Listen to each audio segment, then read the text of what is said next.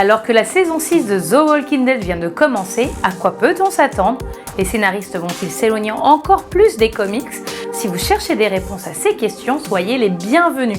Mais on vous prévient, attention spoiler!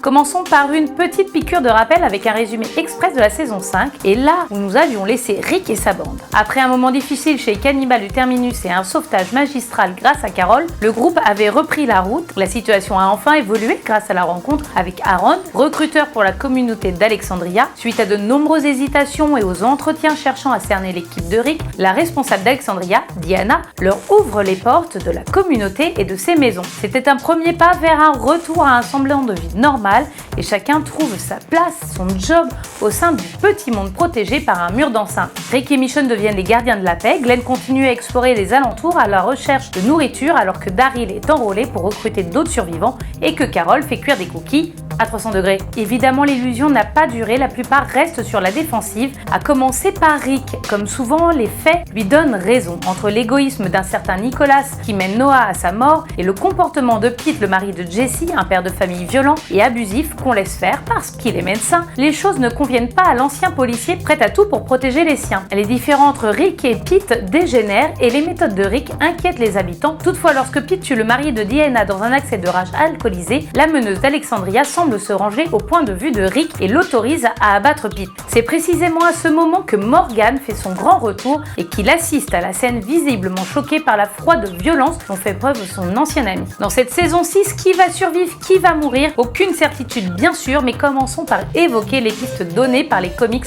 pour les principaux protagonistes. Si Rick a eu un moment de faiblesse à la prison, ce n'est plus le cas maintenant. Il tue de sang-froid et il est sans pitié quand il s'agit de préserver son groupe. Si dans la série on sent bien une attirance pour Jesse, dans le comic celle-ci est bien consommée. On peut supposer que l'arrivée de Morgan va peut-être l'éloigner de la ligne rouge comme le faisait auparavant Hercel. Morgan, que nous n'avions pas vu depuis quelques saisons, réapparaît, mais pour combien de temps? Morgan est devenu très serein, voire même posé. Dans le comics, Morgan est beaucoup moins sûr de lui et encore très hanté par la mort de sa femme et de son fils, ce qui l'empêchera de créer de vrais liens avec les autres et le conduira même à sa perte. Morgan a toutefois un caractère beaucoup plus fort dans la série, ce qui pourrait en faire un sérieux rival pour Rick, qui pourrait ne pas bien supporter cette concurrence. Je ne suis pas certaine qu'ils arrivent à s'entendre, Rick étant devenu un tantinet radical, où tu suis le mouvement, ou tu meurs, tandis que Morgan l'a bien dit dans la saison 5, il fera tout pour préserver les vies humaines. La tension entre les deux personnages pourrait bien être au cœur de cette 6e saison. Diana, qui était la chef du village avec son mari,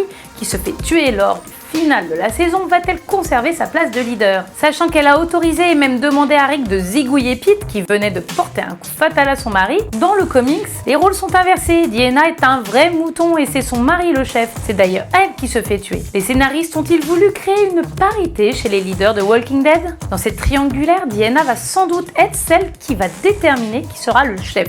Soit Rick, soit Morgan. À qui apportera-t-elle son soutien? Michonne, comme dirait Sylvain, c'est la badass du groupe. Elle te fait des sushis de zombies avec son katana. Mais attention, Michonne rêve d'un nouveau départ sans problème, chose qui n'est pas près d'arriver. Son personnage dans la série est identique à celui du comics. Mais va-t-elle continuer à suivre Rick ou va-t-elle se tourner vers Morgan?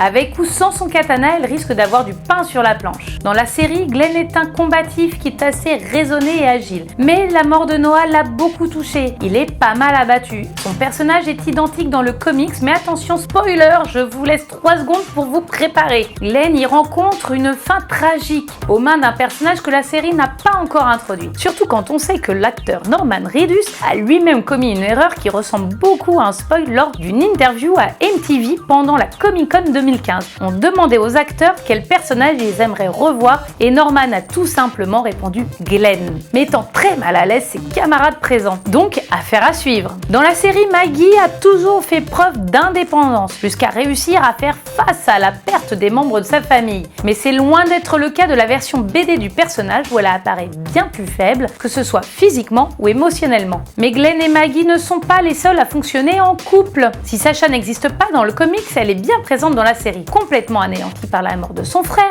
et celle de Bob. Dans la saison 5, où elle devient une machine de guerre, la pro du snipe, elle est à 2 doigts de tuer le père Gabriel, dont le personnage est tout aussi insupportable que détestable dans le comics que dans la série. Maggie a joué le rôle de médiateur entre deux en fin de saison dernière. On espère que cela leur permettra de survivre à la saison 6. Dans la famille Badass, j'ai demandé Carol et Daryl. Il est amusant de constater le lien entre ces deux personnages dans la série, alors qu'ils n'existent pas ou plus dans le comics. En effet, Carol est décédée dans les premiers opus du comics et Daryl a été créé pour la série, même si les fans du roman graphique espèrent bien y voir apparaître son personnage. Carol est devenue non seulement une guerrière, mais aussi une dure à cuire sur le plan émotionnel. Elle a toujours à cœur d'enseigner aux enfants à se défendre, quitte à le faire en cachette. C'est d'ailleurs elle qui sauvera tout le monde du terminus. Que peut-il arriver à Daryl? Encore une fois, attention, puisqu'on a pu voir sur les réseaux sociaux un bon nombre de spoilers venant directement de l'acteur Norman Reedus. Celui-ci a la main en sang, qu'est-ce que cela peut signifier? La mort de Daryl ou son amputation? Car dans le comics, il y a bien un personnage qui a perdu sa main, mais il s'agit de Rick.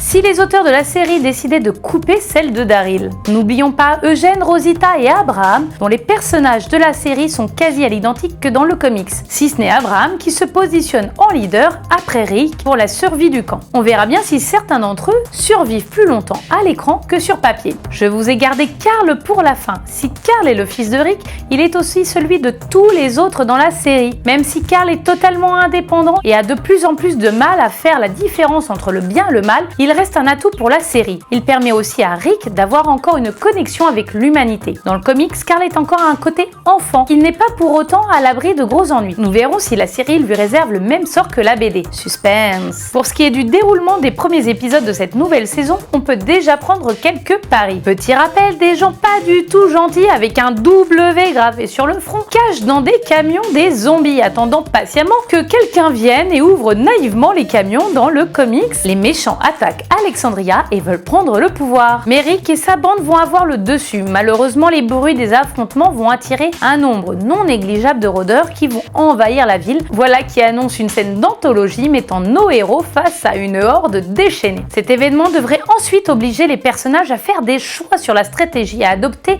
pour la survie d'Alexandria. Donnez-nous vos avis sur la vidéo, abonnez-vous, mettez des pouces en l'air et à très bientôt pour de nouvelles aventures bien sanglantes.